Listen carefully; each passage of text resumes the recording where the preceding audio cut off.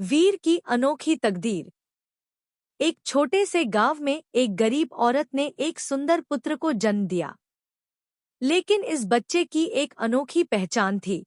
उसके हाथ पर एक नीले रंग का दाग था। गांव के बुजुर्गों और पंडितों ने इसे शुभ संकेत माना। जब पंडितों ने बच्चे की कुंडली देखी तो वे हैरान रह गए। उन्होंने भविष्यवाणी की, यह बालक 14 वर्ष की आयु में राजकुमारी से विवाह करेगा और आगे चलकर राजा बनेगा। यह खबर जंगल की आग की तरह पूरे राज्य में फैल गई और अंततः राजा के कानों तक भी पहुंची। राजा यह सुनकर घबरा गया।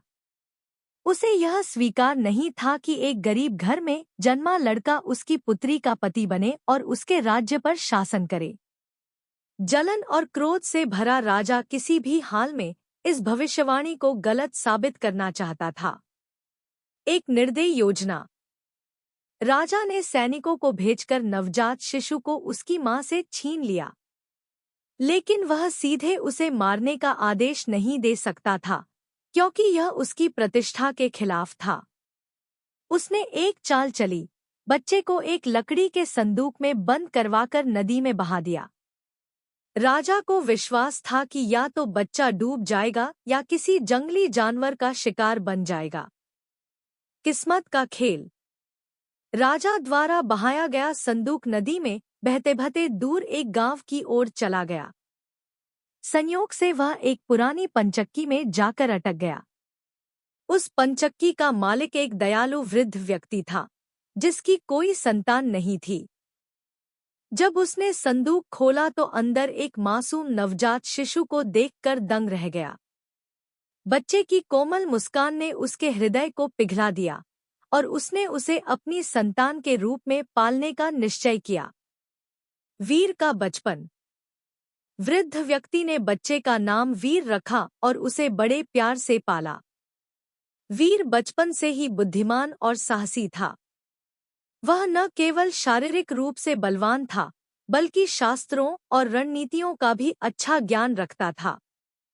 समय के साथ वह एक सुंदर, विनम्र और चतुर युवक बन गया। लेकिन वीर के मन में हमेशा यह जिज्ञासा बनी रहती थी कि वह वास्तव में कौन है और उसके असली माता-पिता कौन थे। जब उसने अपने पिता समान वृद्ध व्यक्ति से यह सवाल किया, तो उन्होंने बताया कि वह उसे नदी में बहते हुए मिला था।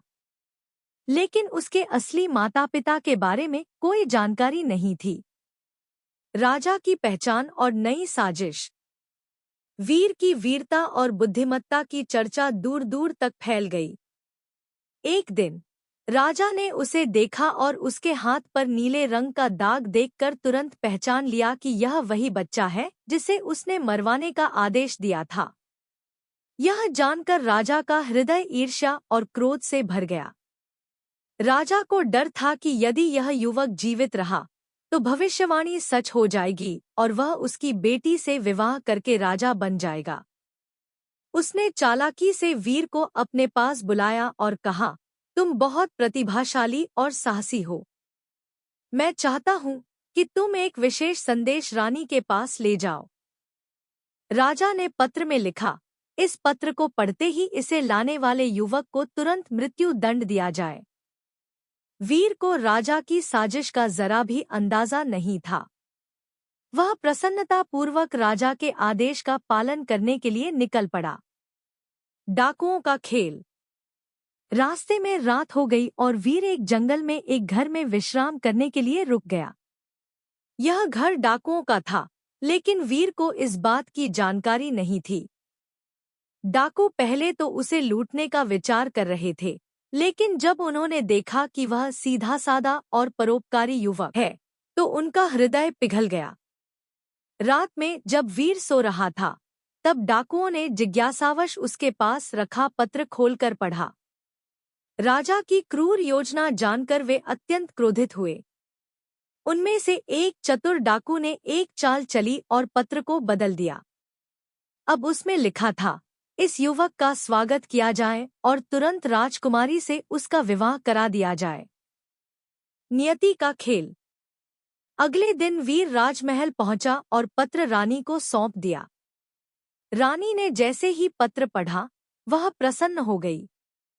उसे लगा कि राजा ने खुद इस युवक को अपने दामाद के रूप में स्वीकार कर लिया है।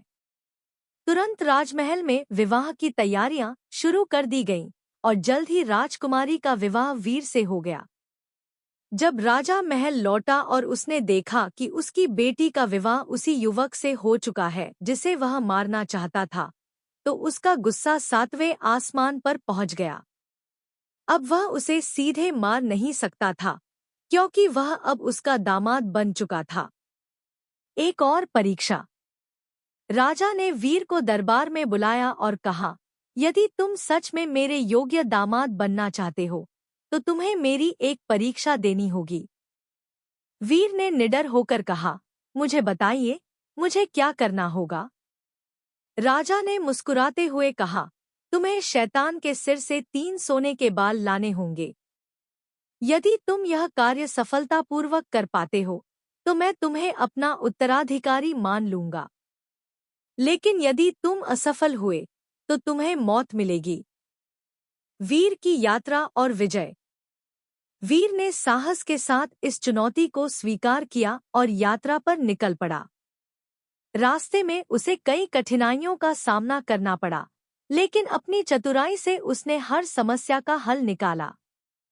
आखिरकार शैतान की मां की मदद से वह 3 सोने के बाल लेकर लौट आया और रास्ते में मिले लोगों की समस्याओं का हल भी दे दिया। जब वीर महल लौटा, तो राजा यह देखकर अचंभित रह गया कि वह न केवल जीवित लौटा, बल्कि ढेर सारा धन भी अर्जित कर लाया था। अब राजा के पास कोई बहाना नहीं था, उसे वीर को ही अपना उत्तराधिकारी घोषित करना पड़ा। कुछ वर्षों बाद, जब राजा बूढ़ा हो गया, तो उसने अपनी गद्दी वीर को सौंप दी।